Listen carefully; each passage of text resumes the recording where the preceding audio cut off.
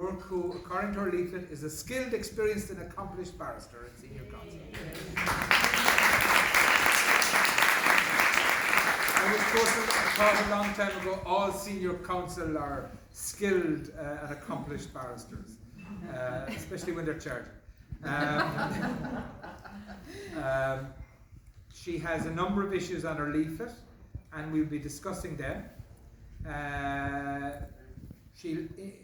She'll start off with a 3 to 5 minute speech about why she's, what are her issues and why she decided to stand. On my right then is Mary Fitzgibbon. You're from Limerick, are you? No. Where are you from? Canada. Yeah. She lives in, where do you live? Kerry. She's a Munster person by adoption. Mary on my right lives in Kerry as well. And according to Mary's, she is a Kerry woman who loves Ireland, wife and mother to 5 children, nurse midwife, graduate of Ulster University and Queen's University Belfast, lecturer in nursing and healthcare in, I was going to say IT, no, it's now Munster Technological University in Kerry. And I've known her many years. Now, again, we'll start off with. Can you hear me at the back? Yes. Right? No, okay. You might. Right? If anyone can't hear us, just shout out and we'll go on. And there's 6 chairs at the front, and we'd be delighted to have you up close. So we'll start off with Una. Yeah. Thank you very much, PJ, and thank you also, Carrie, for doing this, Connie for doing this, and organising this very special meeting for us. Can you hear me? Okay. Is that better? Is that better? I think you're better Yeah. off. Oh, do you think I'm better off? Yeah. Oh, yeah. Yeah. That's fine. If you want to stand. No, I had one last night. In fact, it was the opposite. I had to put it down in order to be heard. Yes, so Connie, you're amazing to have organised this. Thank you so much indeed. Thank you, PJ, for chairing this. I'm delighted to be here with the great Mary Fitzgibbon. She's a true native of County Kerry, and I fully accept that. And I think Mary and I share a great deal in common. We have similar views about most, if not all, of the main issues. And I'm delighted to be here to share this platform with her tonight. And I sincerely hope that we both do very well, because I think we're both independent candidates, and we're independent candidates, of a nationalistic persuasion, shall we say. And I think the time is now and the time is nigh for the independents. And I hope, even before I've said anything to any of you, that you will vote for myself and Mary in the forthcoming elections on June the 7th.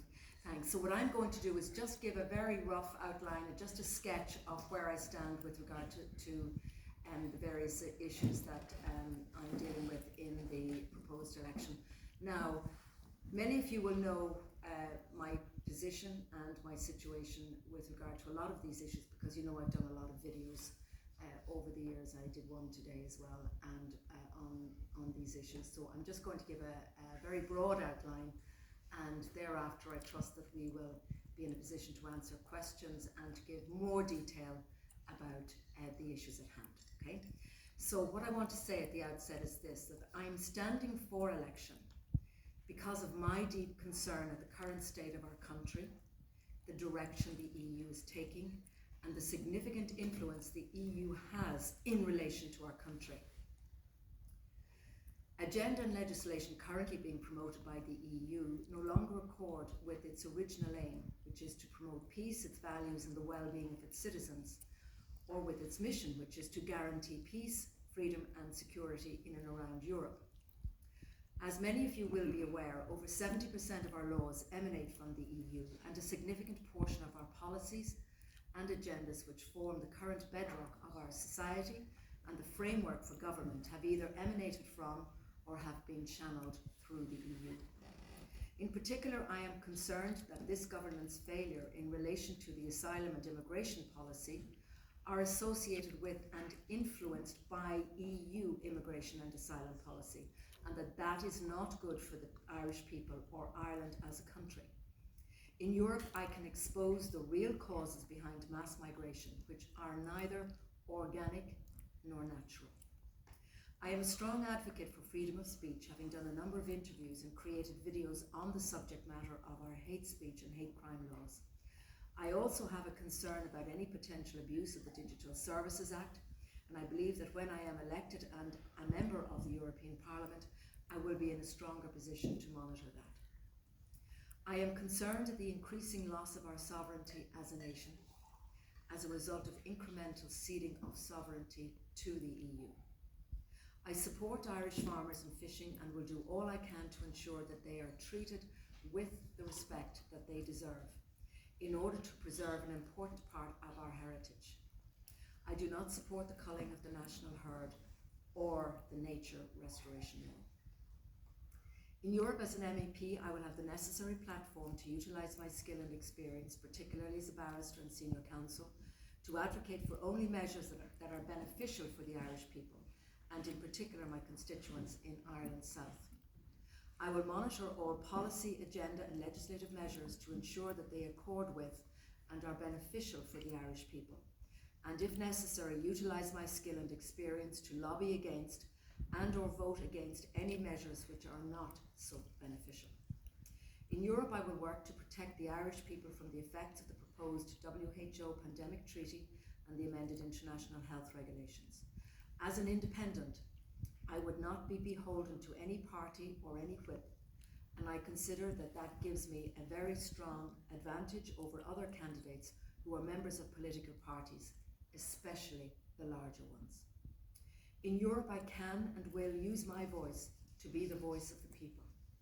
I have already demonstrated my courage in speaking truth to power, so therefore my constituents can rely on me to honour my commitments and pledges to them. I have significant skill and experience as a barrister and senior counsel. I have practiced in the area of civil law and criminal law.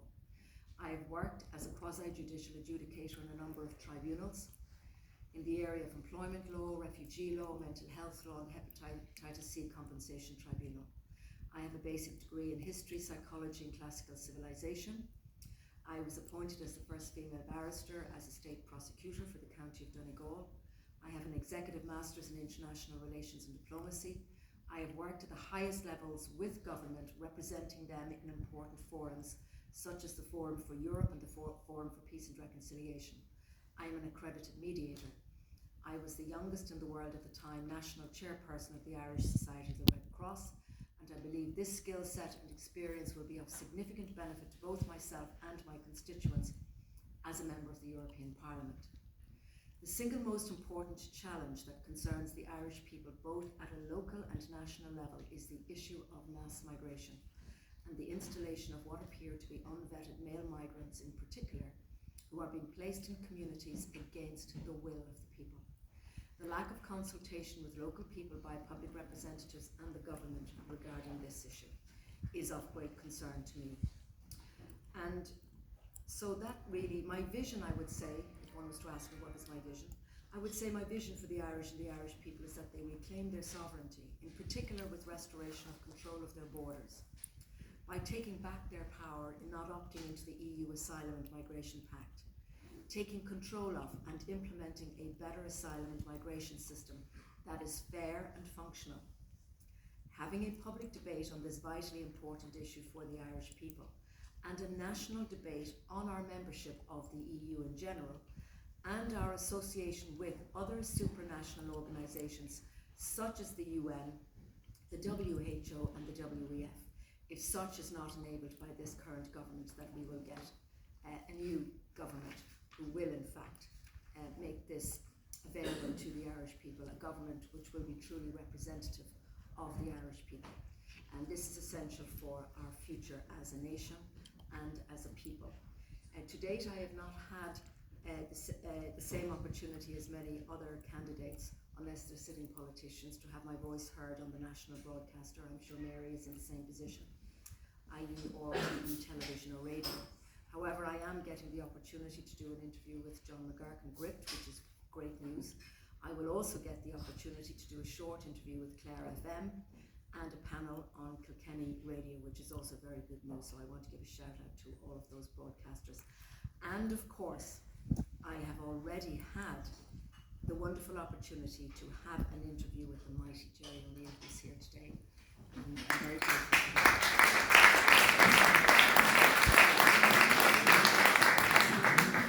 So that's all I want to say just for the moment. And please, I look forward to answering your questions at a later stage. Thank you. Thanks very much. Now, Mary, you've got 8 minutes. I was trying to keep it to 3 minutes, but anyway, we should get somewhere in between. Yeah. Good evening, tá áthas arm bheith an seasa bhalla Macromha leis na daoine as cúta an Kirkig agus beidir an mún ach tá sé anna háachta go rá go bhfuil mise as an drálaí cúta círí. Ach de bhí má athair má fear céile as bhalla Vistála. So I have the red here for you. Crossing the county bounds. So it's wonderful to be here in Coolcara House in Macroom to debate the issues that are important to you and to me and the people of this constituency, and that are also relevant to all of Munster, the 6 counties of Munster, Carlow, Kilkenny, Wexford and Wicklow, alongside fellow candidate Una McGurk. And I want to say thank you to our chair, PJ Feeney, and a special word of thanks to Connie and her friends for organising the event. I would like you to take this card from your seat. I would like you to look at the rock in the Atlantic. Anyone know the name of that rock? Anawa her fat. This is Little Skellig or Skellig Bjug. Skellig meaning splinter, small splinter of stone, part of the Great Skelligs. And beside it, not in the photograph, is Skellig Michael or Great Skellig, called after Michael the Archangel. And when I was thinking about putting myself forward for the European Parliament elections, the Skelligs resonated with me. Many of you have heard of the book by Thomas Cahill, How the Irish Saved Civilization, the untold story of Ireland's heroic rule from the fall of Rome to the rise of medieval Europe. If you haven't read it, it's short, but I recommend it because we're pivotal to Europe. From the fall of Rome to the rise of Charlemagne, the Dark Ages, learning, scholarship and culture disappeared from the European continent. The great heritage of Western civilization, from the Greek and Roman classics to Jewish and Christian works, would have been utterly lost were it not for the holy men and women of unconquered Ireland. And that is where they were in Skellig Michael. They were transcribing, writing down the history and the Christian roots. They took those all across Europe. Ireland is pivotal to Europe. It's pivotal to Christian culture. But sadly, when a European constitution was being proposed in 2003, there would be no reference to God or Christianity. Ireland is a Christian country, and I make no apologies for this. The fundamental tenet of Christianity is love of God and love of neighbour. We are a compassionate, warm and caring people, and have extended the hand of friendship to those in need and to the stranger. On 10th of May 1972, Ireland voted in a referendum that permitted the state to join the European communities. Now, after subsequent referenda, it's known as the European Union. I'm just wondering, was there anybody present in 1972 that actually voted in that election, in that referendum? Yeah. My father said he voted for it, and a very substantial majority, almost 87%, on a and an average turnout of 70% voted for joining what was there then called the European Communities. So think of that, communities. Subsequently, it's now known as the EU, following the Nice Treaty and the Lisbon Treaty.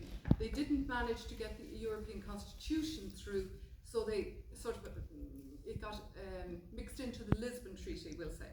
So we have 2% representation, 14 MEPs out of 720, and we have ceded so much control to the European Union, in particular to the Commission under President von der Leyen at the moment. And 70% of our laws come from Europe, and EU law has primacy over our national laws. Interestingly, Eamon de Valera, then President, privately opposed the state's entry and voted no, citing the loss of sovereignty. Provisional Sinn Féin, now Sinn Féin, opposed the entry, saying it would undermine Irish sovereignty and that the common market empire would threaten Irish ownership of land. Our population 50 years later is 5.2 million. At that time it was 3 million. Our birth rate is now 1.54. Total fertility rate 1.54, compared to the EU average of 1.46. In 1972 it was 3.76. We have been below replacement level in Ireland since 1991. The proportion of children born in 2022 to non-native nationals was 24.3%, the highest rate, 10th highest rate in the EU. So the first parliamentary elections were in 1979, and these are the 10th elections. 50 years later, we are in a very different country to what it was in 1972. And it's interesting, with a demographic decline and falling birth rates, on the 11th of April, the Irish MEPs voted to enshrine abortion as a human right up to birth in the Charter of Fundamental Human Rights. We have immigration of our young, educated people, nurses, midwives, doctors, teachers, our sons and daughters, who can't find houses to rent or afford houses to buy, or do not want to work in a chaotic health system. And at the same time, we have unprecedented inward migration, both legal and illegal, and also a massive influx of asylum seekers. This is impacting our country's cohesion, our Christian culture and our traditions. We are seeing hundreds of asylum seekers being placed in rural communities without consultation. There's a correlation between mass immigration and crime. No one in the current government is saying enough is enough. All we hear is we need to find more accommodation for 30,000 annually. This is not sustainable. This is madness, and will impact all of us who depend on services, especially the health service, which is beyond crisis. When elected to Europe, I will take your concerns to the Parliament and fight to restore our sovereignty, so that laws are made in the best interests of our country. I will seek to control immigration, protect our neutrality, support families, farmers and small businesses.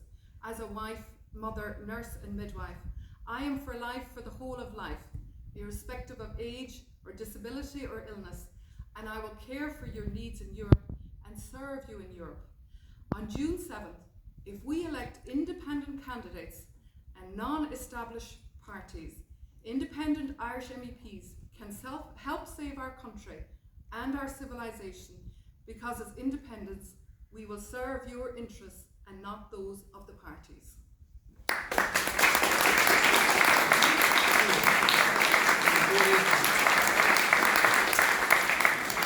Now, I propose to maybe ask the two candidates to flesh out their views on a number of issues for maybe in the next 15 or 20 minutes, and then we'll open the meeting to the floor. Questions only, speech from the dock if you can avoid it. You know, sometimes people get up and they spend 6 or 7 minutes giving a talk, and then at the end of it they'll ask a question. So if we can be brief and There's a man down there that came in while we started, Kieran O'Riordan. He's another independent. Will you stand up, Kieran? He's another independent candidate from Cork for the European elections. You are the only person entitled to speak from the dock. If you want to give a spiel either now or later on during, Thank you, sir. whichever you want, you let me know. I listened for a while. You're a good speaker, isn't it? No problem. Thanks very much. He's a modest man. He'll never be a politician.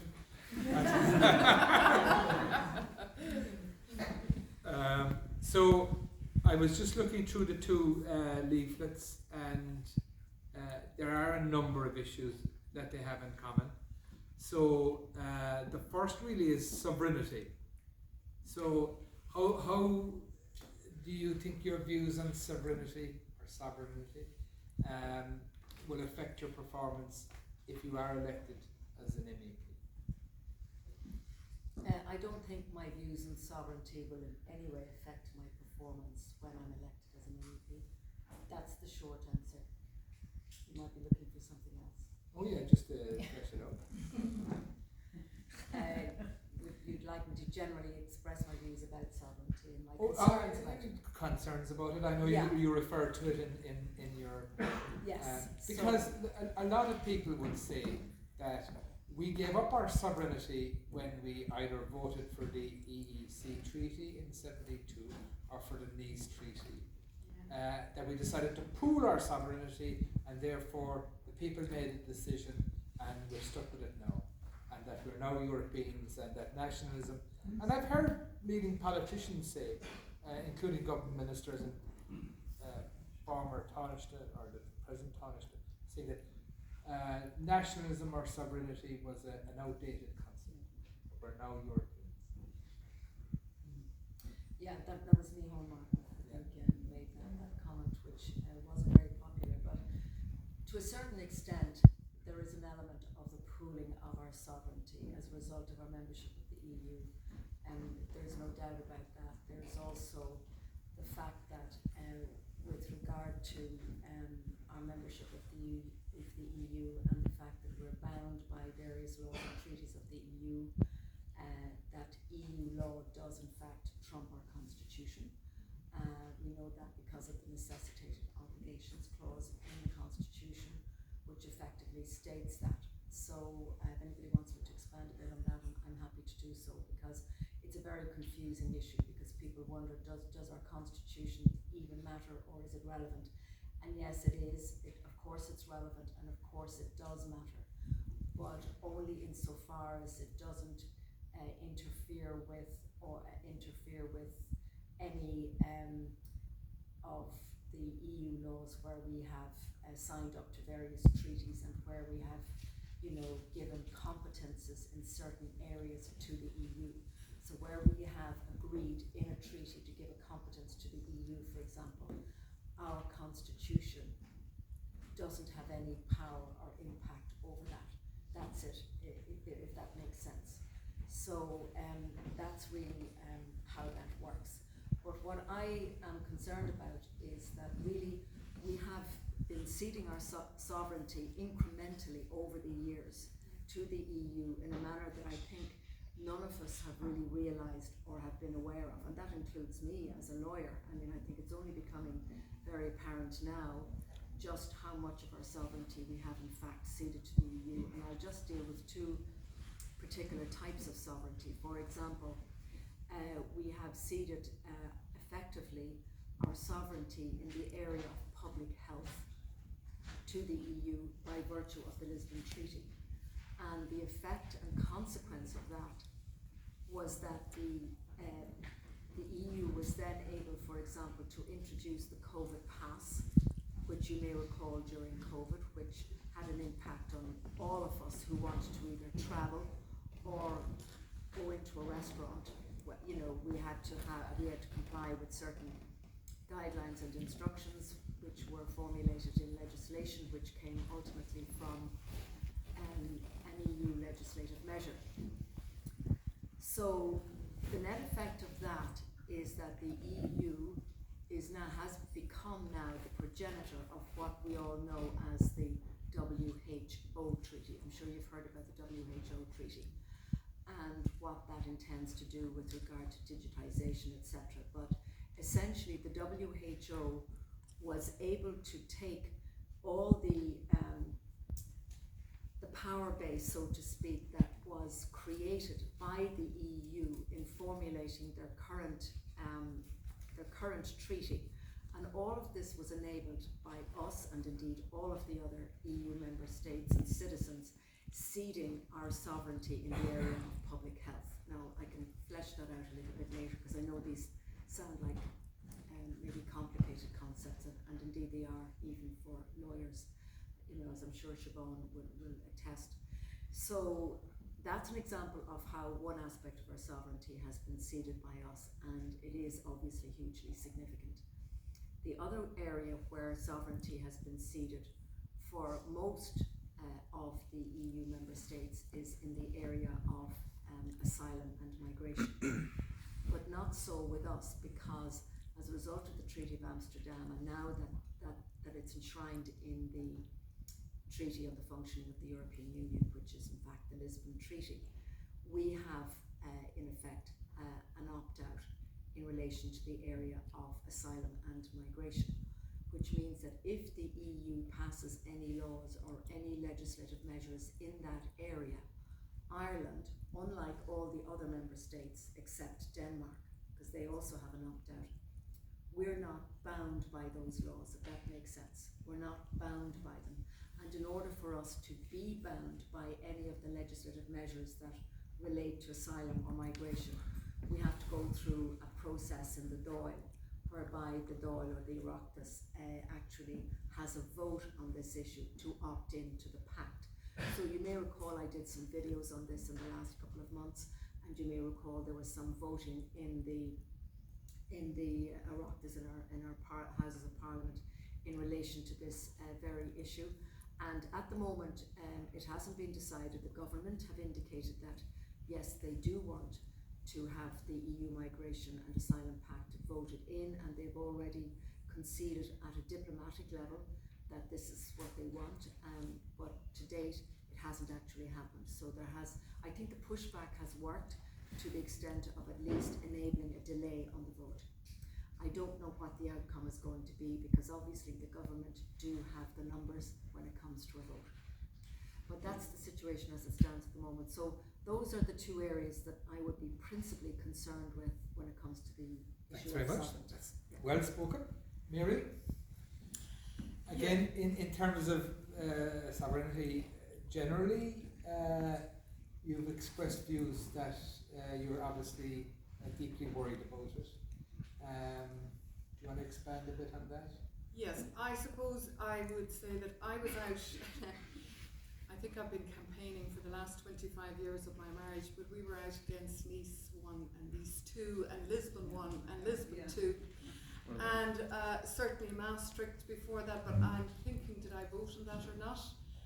And I remember my mother saying, well, sure, you voted for Maastricht, what do you expect now with the farmers? So in terms of ceding sovereignty, that was one of the biggest things that we talked about. And we, of course, they would have continued to come back to us to get the vote that they wanted.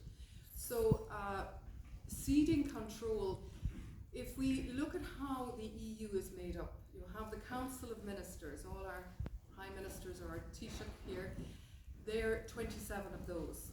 And then you have the EU Commission, and you have 27 commissioners. We have a commissioner, we had Phil Hogan, and then the farmers were annoyed there in Kilkenny about the way that Phil Hogan ended up not being the commissioner anymore.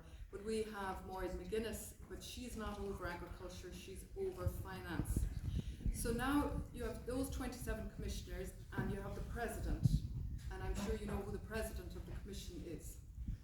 Will I ask anyone here? Von der Leyen. Yes, you're much better than my students today. Raise your hand and wait till the teacher asks. So we have a president. That's what you always say in school. We have a president and we have a vice president within the commission, within the commissioners. And then you have the parliamentarians, and there are 720 of those. So we have 14, which is 2%, and you have big countries like Germany and France and Spain and Poland would have much bigger numbers depending on population. And people may not realise that you can't initiate legislation in the EU Parliament. You can only vote on legislation and you can only propose amendments. Now there are talks of allowing or enabling us to facilitate legislation. So really the Commission holds an awful lot of power about setting the agenda for what is going on in Europe. And there's another independent Ireland now, Eddie Punch, and in a Dáil committee, he was questioned by Michael Fitzmaurice, who runs Europe. And he said that Timmermans, the Vice President of the Commission, told the European People's Party, some people may not know, but there are 7 political groupings within the Parliament. So when you are elected, you usually align with a party. Now there are 7% of MEPs that don't align, they remain independent.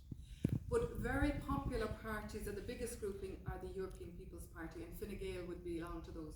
So Timmermans said to the EPP, if you don't back the nature restoration law, you won't get any of your policy agenda items through. And what Eddie Punch said was, big statement, I know, but that is on the record. And he said that's a complete overreach of the Commission. So if you imagine you're going over to the Parliament and you're going to almost a larger Dáil with all the political groupings. Now, thankfully, there's going to be a shift, and a big shift, on the 7th of June. One of the last speeches at the European Parliament was one of the MEPs telling Ursula von der Leyen that she wouldn't be getting a second term because she is voted on as president. But again, she often got over the line with the help of the largest political grouping, the EPP. So there are groupings like the Identity and Democracy Group and the European Conservatives and Reformers. And they have a very similar viewpoint to myself around sovereignty and identity. There are a lot of Eurosceptics in the European Parliament. We saw 2016, we never envisaged Brexit happening, but you could see that the power that Nigel Farage in a way exerted, and that there was a bit of a bombshell when Brexit happened. Now, an interesting thing, a farmer told me at one of the meetings in Fermoy that if the farmers don't continue to get their derogation on the nitrates, and if it goes to 170, they said that there's no way that they can continue in farming. It's unsustainable. And this farmer was talking to Simon Coveney, and Simon Coveney said, well, if that happens, we're looking at Irexit. So there is a significant sense that the European Union, the Commission, the Parliament, the laws are not serving our interests. And any of you in the farming community will know about the CAP budget and how much of it is being siphoned off for environmental controls. We're looking at over-regulation, again our nitrates derogation, and we're looking at environmental unfairness, and again the nature restoration law and how that will impact. So what I'm saying is an awful lot of the MEPs want back this idea of a European communion, where we cooperate. Would we make our laws? And I'm in favour, obviously. We fought long and hard for the opt-outs in the Lisbon Treaty. And we want that opt-out on the EU Migration and Asylum Pact, because yes, there are elements within that pact that are very, very worthwhile measures, but it is really a matter for us as the Irish people to determine what we are going to do around migration, and especially to freedom of speech. We see hate speech laws, not hate crime, hate speech laws coming from Europe, and we won't be able to keep a tweet, we won't be able to keep a WhatsApp message. And if anyone watched what happened to the 2 councillors up in, where's the place, there were 2 ex-Fianna Fáil councillors now, Galway, They were raided at 6 o'clock in the morning, and all of their mobile phones were taken. And the very sad thing, and I'll finish this because I'm probably going over time. No, you have another 30 One seconds. one of the counsellors, I phoned them both up. His daughter had her app for her medicine on that, and they wouldn't give her back her phone. So I don't know, should I say that? Maybe that could be deleted out of that, but it just shows you the powers. So if you even as much as liked a meme, where would we be? So important. Control is not, I believe, in freedom and free will. People are innately responsible. Thank you very much, Mary. We'll be opening up the floor in a few minutes, but and both these speakers alluded in their previous speech, the issue of migration, immigration, asylum, it's turned out to be one of the big issues in this election. Though, if you were listening to the mainstream media, you'd never think that, because they've taken a view not to discuss the general area of migration in any great depth.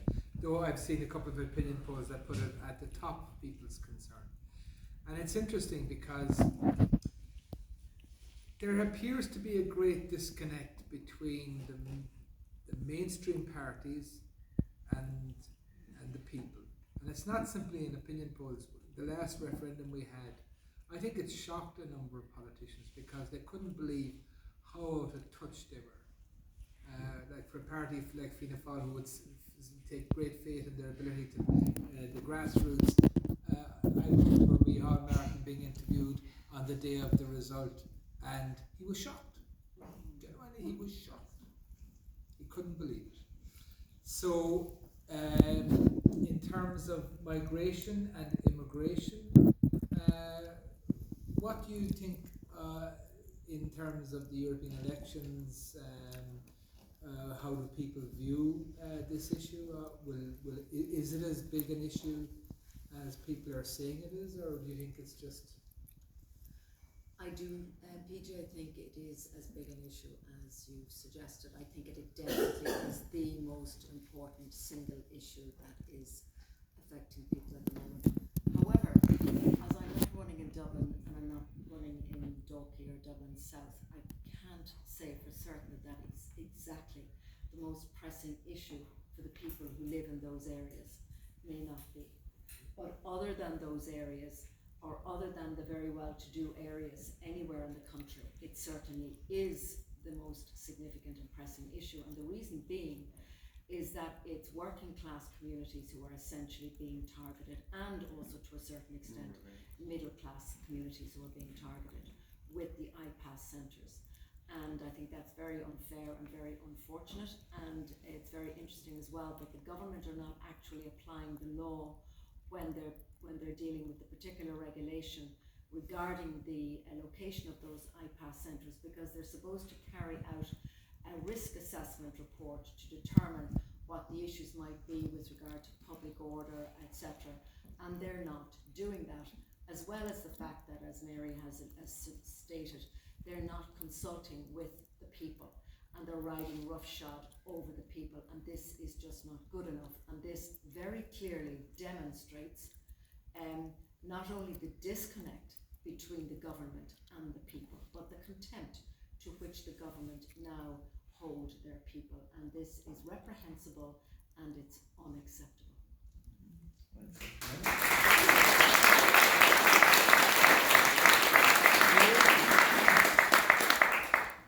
Have you any views on the whole topic of migration, immigration? I certainly do, law? because after my meeting in Goran and County Kilkenny, I had some time, so I drove up to Newtown, Mount Kennedy, and I stopped in a few villages on the way up, and one of them was Macroom.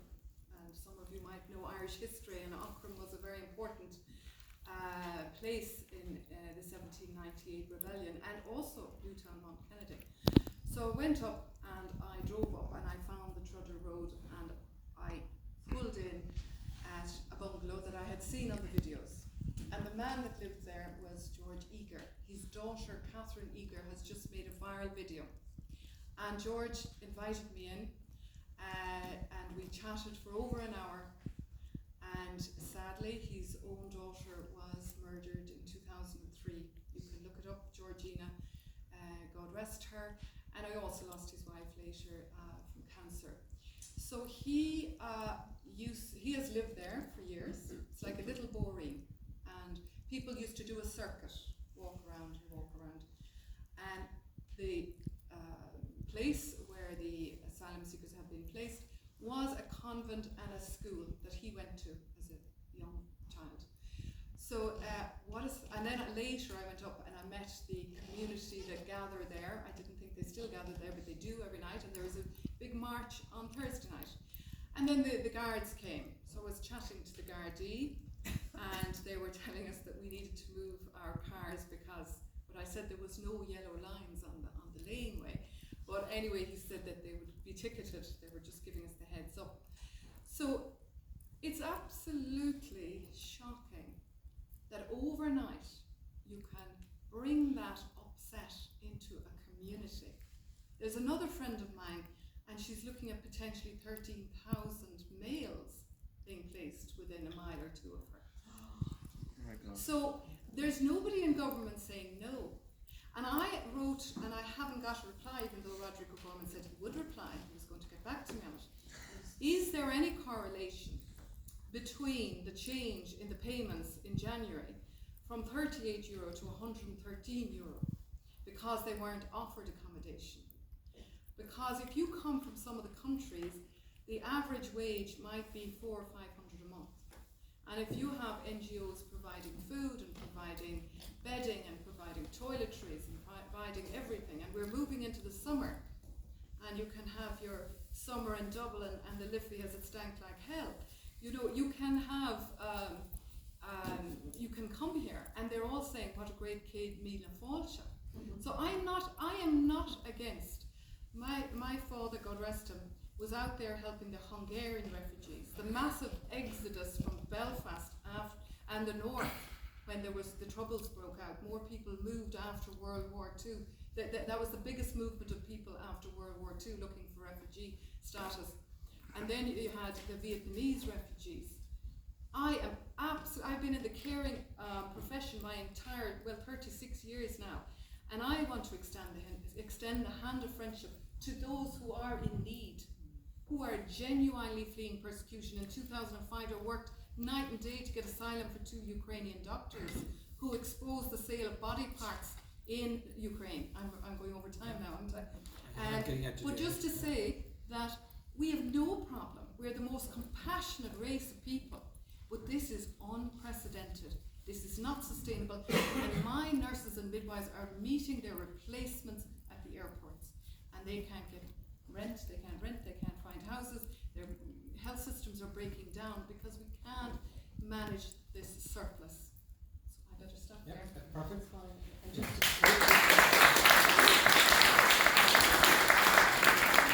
got a minute and a balance of time. But if you want to go over to yeah, okay, right. Thank you. If I do want to go over, you'll allow that, will you? Oh, absolutely. And that's super that I won't have to see you as some kind of an autocrat or a dictator. So I'm greatly relieved. PJ, thank you. But just to apropos what Mary said with regard to that young eager lady and that gentleman, it's very good that you met them. I'm hoping to meet them actually on Thursday myself. And the brutal murder of that young woman was in 2003 by someone who had not been properly vetted by the Irish authorities. And it's even worse today. It's actually happening all the time. Over 75% of the asylum seekers who came into Ireland in 2023 came in with no passport or ID.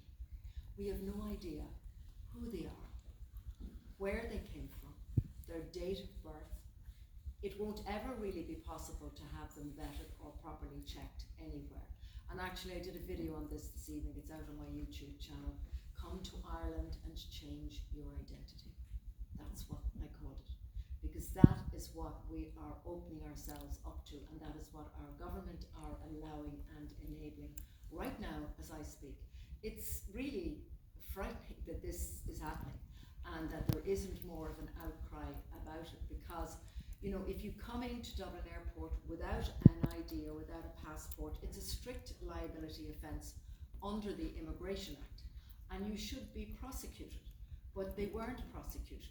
And between, I think it was 2019 and 2023, there was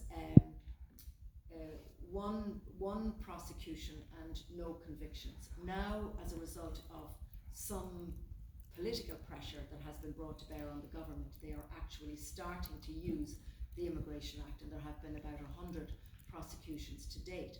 But that really isn't enough when you consider that 75% came in 2023, and at the moment we have now at least 500 every week coming in to Ireland. 500. Now the figures, is it 600? The figures are not out yet, so we don't know how many of them are coming in without ID or without passport. But given the numbers that came in 2023, it's very likely that those numbers are significant. So what the Irish, this is a serious security risk, and what our government are doing are, making this country very, very unsafe for its inhabitants. It's a serious situation. My nieces are not allowed, are afraid to go out at night. Their parents will not allow them to go out on their own at night. Literally last week, a woman in Churchtown in County Dublin, and that's a well-to-do middle class area, was getting off the Lewis after work, and she was walking down the street, and she was set upon by a young male migrant who knocked her to the ground. Fortunately, she realised she was being followed, and she was on the phone, apparently to her husband. Her husband heard her screaming. He bit her on the face and he bit her on the lips. And as a result of her screams and the fact that I suspect, although I'm relying on a newspaper report, so I can't be definitive about this, but obviously if she had the phone in her hand, it must have been obvious to her assailant that he was likely to be caught. He ran away, and she reported it to the Gardaí, and the man was apprehended. And he has been refused bail. He's been brought before the court, and there will be a further prosecution in due course. But he claims to be a Syrian, but we don't know, because again, he was one of those people who came into Ireland with no ID and no passport. So nobody really knows where he is from. So how many more Irish women are going to have to be attacked like that before somebody stands up and says, enough is enough? We have to call a halt to this absolute madness. It is in reality a plantation, and as Mary has said, it is a shocking state of affairs that our children are going out the door, heading off to Australia to make a life for themselves, because they cannot have one here because of the ineptitude of this government with regard to its economic policies and its employment policies, and they're meeting these migrants coming in and taking advantage of our social welfare system. Yeah. It's simply unacceptable, and I'm sure you would all agree with that. Yeah.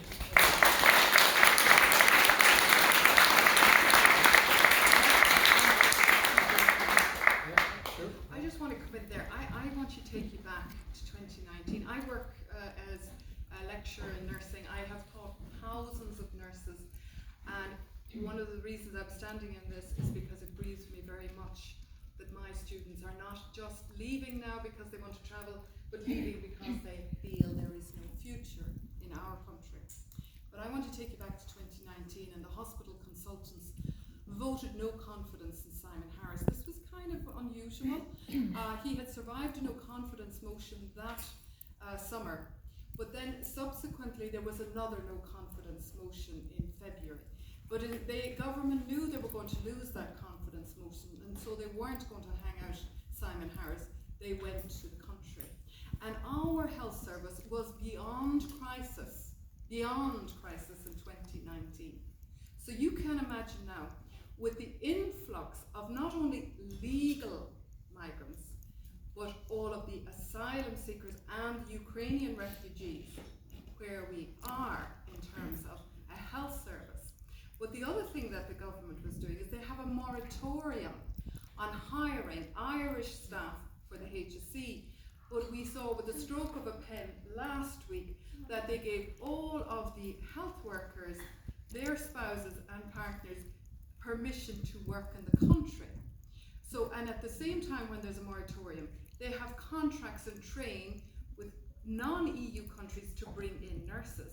So what I have seen in my local university hospital, Kerry, is a significant rise in the numbers of non-Irish nurses, somewhere now 60 to 70%.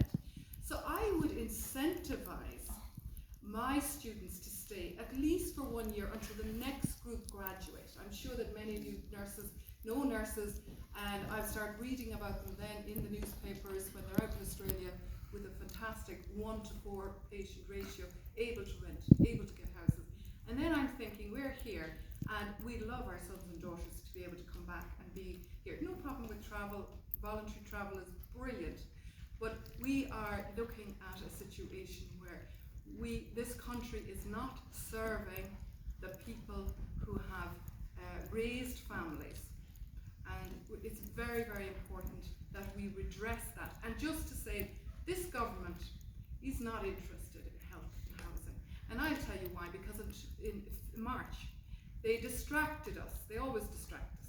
They distracted us by spending 25 million on 2 useless referendums where they wanted to erase mothers and women and redefine the family. And in 2018, they spent all of their time in the Dáil discussing an abortion bill. So if you want to sort out health and housing, it's very easy to do it. If you want to keep our young people here with jobs, it's very easy to do it. But they'd rather distract us with really irrelevant things that aren't